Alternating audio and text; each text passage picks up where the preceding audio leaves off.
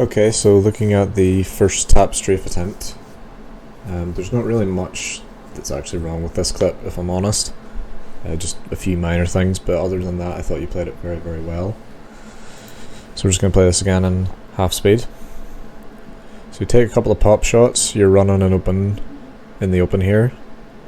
It's okay that you didn't use the box to the side, the car was close enough. You slipped behind it, that's perfect. You're using the rocks here on your right hand side for good cover between it and the car. Take a good couple of pop shots. You're against a Rampart and an Octane, I don't know what the third was. Good grenade in. One thing I will point out is, at this point, your scan is ready to go. So I would scan once you throw that grenade. If you look at where your teammates are, they're still pretty far from the gunfight.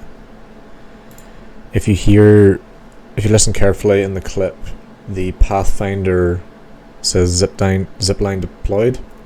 That's an indication that he's wanting to push. And that's whenever you actually do your scan, which is still good.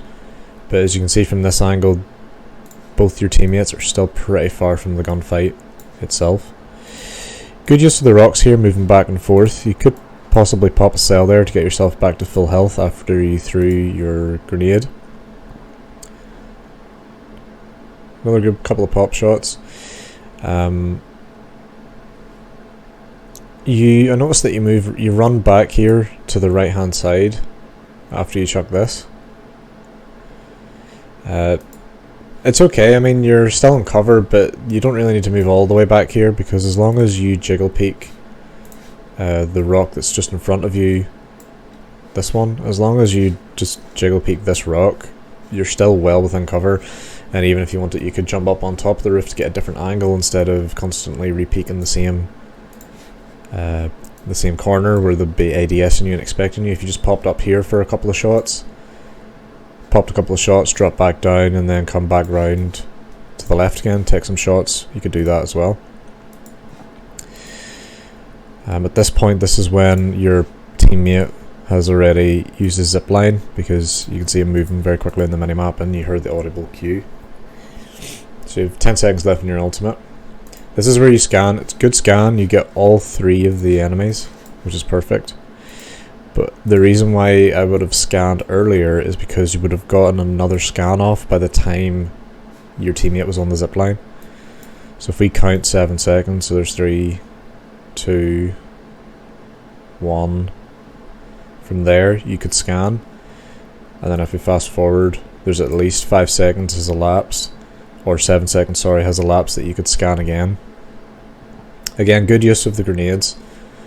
You probably meant to throw the arc star a little further down, which is fine, but it just happened to land about here, which isn't actually a bad thing, because that would stop the enemies from pushing you, because as they try to run up this hill, they'll come across the arc star, and then they'll probably retreat back down the hill under cover behind the rampart walls.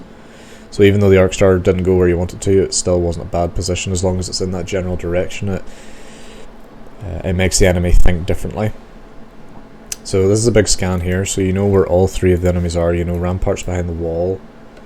I think that's the horizon. I can't tell exactly from the shapes, but I know one of them's an Octane. Your teammate is currently on a zipline pushing this guy, and then your Octane teammate throws a jump pad once the enemy Octane decides to jump pad. I think this one here is actually the Octane. I don't know what character this one was. So you peek around, take a couple more pop shots. Still well played.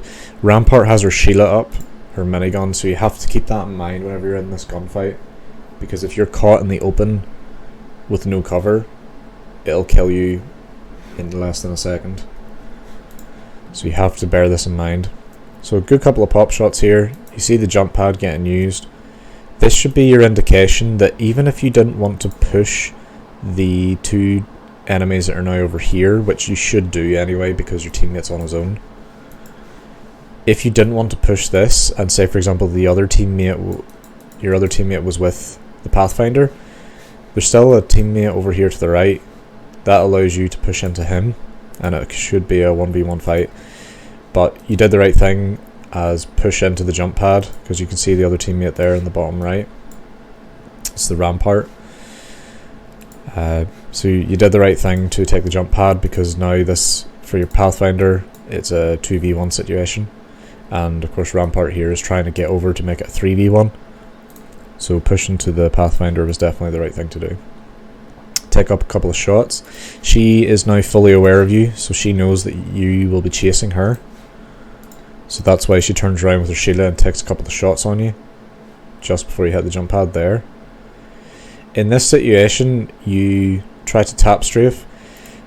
Unfortunately, you don't get the tap strafe off, I'm afraid. What happened is you actually stalled in the air, and you didn't. Basically what happened is, as you jumped, whenever you tried to tap strafe at this point, you didn't continue the momentum to get back further. What happened was, as you took the jump pad, you tried to tap strafe, and you lost all momentum, and you just stopped here instead of going all the way around. The reason for that is, and it's something you just have to keep practicing just till it feels more natural, but as you go into the jump pad here, so you slide in, perfect. Stay crouched this entire time, by the way, because once you hit the ground anywhere after using a jump pad, you will get further momentum. If you uncrouch whenever you are about to hit the ground, you'll lose your slide and you'll get the stun effect and you can't move, and then you're just easy shots for the enemies. So once you take this jump pad, as you're in the air, just take a second, think, press either A or D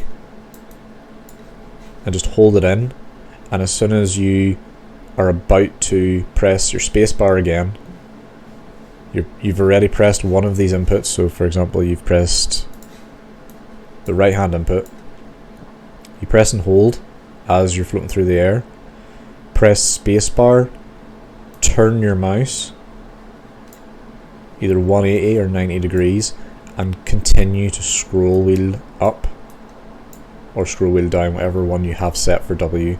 I think you told me that it was scroll wheel up.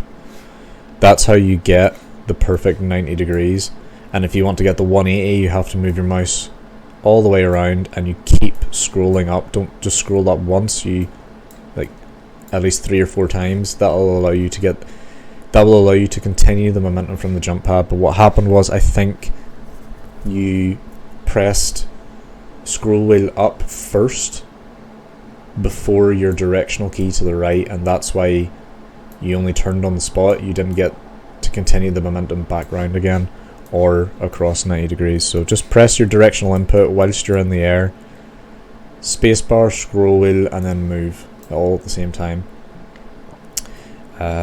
It is a timing thing and it will take time to practice. Try to get the scroll wheel after you start turning your mouse, and it's only a split second after it. So as you press spacebar, you're moving your mouse to the right and you're scroll wheeling up whilst it's moving to the right, if that makes sense. And you've already pressed your directional key once you're on top of the jump pad. So we'll just rewind it back. This is just to make the tap strafe work, to get the tap strafe a full 90 degrees or 180 degrees. Because if you watch this, what happens, you take the slide, that's perfect. Do you see how, if we stop it here, as you arched in, you were about this railing, and whenever you tried to do the tap strafe, you've now turned around. But notice how you're still above the same railing that you got to. That would let you know that you haven't done a efficient tap strafe, because if you would have done it at 90 degrees, you would actually be out here by now, or if you did a 180, you'd be back to here. But because you're still over the same position whenever you try to do it, that lets you know that you haven't done it correctly. Props to trying to do it, I'm not faulting you for that. In this situation though, it might not have been the right thing to do. You also still have another scan here, so I would have also said once you are about to hit the jump pad. Not so much when you're in the jump pad, because sometimes your timing can mess up and you might not get your double jump. It's the same if you hit a jump pad and you're trying to heal. You won't get your double jump if you're healing after using the jump pad for the first time. You won't get your double jump. So as you're running in here, I would be using your scan. That lets the Pathfinder know exactly where this enemy is in the building, where the other enemy is in the building. It also, because your Octane teammate used his jump pad and he's now pushing in, and I believe he lands at the staircase next to you, and he is the one who gets the kill on the Sheila, or the Rampart. But again, as I said before in the previous video, knowledge is power. So I would have popped the scan here just before you hit the jump pad, and that also gives you information to know exactly where the Rampart is, even though she's currently shooting you. But it would also let you know that, say for example, the enemy teammate was on the roof, but he was at the back of it and just coming up. If you would have scanned, you would have seen, oh, this guy's got clear line of sight of me. You should be focusing him for a 1v1 fight, because the Rampart will take a few seconds to travel and climb up on top of the roof. So yeah, I would have used your scan again. In this situation, trying to tap strafe was probably not the correct thing to do, because if you look at this area right now, where are you tap strafing to exactly? If you were to do a 180, you would be out of the gunfight completely. It would fool the Rampart and allow the Octane to come in and take a couple of shots on him. That would work. But if you tried to do a 90-degree tap strafe, which I believe you tried to go to the right, if you look on the right hand side, there is almost no cover whatsoever. So if you tried to tap strafe even over the Rampart's head, what would happen is she would be standing right there and she would have clear line of shot of you all the way around until you land. If you're trying to tap strafe to the right, let's say you wanted to do that for certain, you could maybe try to tap strafe here under this little ridge, although she's very, very close to it. It'd be very easy for her to come around the corner. You could try to tap strafe around behind this tree, jiggle peek it. You could try to tap strafe more diagonally to this edge and play this tree, or further and behind this ridge, although that means Rampart's now got height on you, so she has an advantage. The bottom line that I'm seeing here is tap strafing to the right was probably the wrong thing to do. In this situation, you could also tap strafe left and there's plenty of cover, but your teammate is currently fighting a 2v1, as well as your Octane's teammate starting to push in now. I think the best thing for you right now is to continue on and take the roof. Get your double jump in. There's a tiny little box here. Now you have height on the Rampart and she is now fully exposed. She would have to run all the way up here to the tree, or run all the way back down behind here to get cover, and you have complete line of sight of her and it should be an easy kill. Then you can drop down and help out your two other teammates as they come in. That's what I would do in this situation. So unfortunately don't get the tap strafe off. Bear in mind, okay, as you fall down, your shots are gonna go everywhere. If you're on the ground and you're shooting, there will be less bullet spread. But as you're in the air, all your shots are gonna go everywhere. So bear that in mind, and all I'm gonna say is, if you are gonna shoot them in the air, don't use every single bullet in your mag. Take a couple of pop shots, maybe 5, and then once you land, then you can spray after that, because if you land with 0 bullets and you're trying to reload, remember, if you don't press the crouch button, which I think is what happens here, yeah, no, you kind of got a little bit of a slide there, but if you would have landed and you didn't get any momentum whatsoever, you would have been in a stunned situation, and the Sheila could have very, very easily just beamed you. Now, because the tap strafe didn't work out the way you wanted it to, she was able to get a lot of damage on you while you're sitting here idle in the air. So you take a couple of shots here. Now I'm just going to pause it there. If you look, you have 3 bullets in your mag and you end up going all the way. You did the smart thing though straight away, was to switch to your secondary. But if you would have taken just maybe 5 or maybe even 10 shots while you're dropping in the air and stopping, you'll still have an extra 19, you don't have a mag on it, so you would still had an extra 9 bullets to take a shot on her and then switch to your car. So if you look here, as you're dropping, you managed to hit her once in this entire situation. So you take a couple shots here. I would stop shooting probably 1, 2, 3, 4, stop there.